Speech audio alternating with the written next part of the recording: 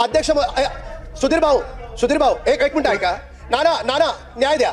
नाना आपण या ठिकाणी लाडकी बहीणचं बोललात. नाना एक मिनिट थांबा. नाना आपण लाडकी बहीणचं बोललात. नाना वस्तुस्थिती काय हो? वस्तुस्थिती माझ्या घाटकोपरची सांगतो. एका घरामध्ये 3 बहिणी आहेत.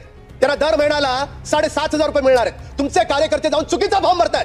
काय भरतात चुकीचा फॉर्म? उभाटावाले चुकीचा फॉर्म भरतात. शरद पवार गट चुकीचा फॉर्म भरतात. याच्यासाठी चुकीचा फॉर्म भरतात की ही योजना म्हणजे 15 ऑगस्टला त्या बहिणीच्या खात्यात पैसे जातील, तिच्या बहिणीच्या खात्यात पैसे जाऊ नयेत आणि पैसे नाही गेले की तुम्हाला आमच्या सत्ताधारी पक्षाविषयी बोंबलत बसायचंय. याच्यासाठी चुकीचा फॉर्म भरताय. काय चुकीचा फॉर्म भरताय? तुम्हाला ती लोकांच्या घरी भांडी घासते, तिला पैसे मिळतात, भगवत नाही तुम्हाला चांगल्या योजनेत राजकारण करायचंय. अरे त्या गरीबाला मिळू द्या पैसे. झोपडपट्टीत राहणारी बाई तिला पैसे मिळत असतील, काय जातं तुमचं? मुंबईतला नाही देशातला सगळ्यात मोठा रक्षाबंधन माझ्या मतदारसंघात होतो. हजारो बहिणी मला राखी बांधतात. गिनीज बुक ऑफ रेकॉर्ड मध्ये माझं नाव आहे. मी माहिती माझ्या मतदारसंघातली सांगितली.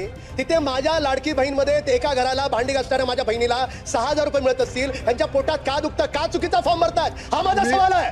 याला राजकारण करायचं करावं. अरे निवडणुका येतील आणि जातील.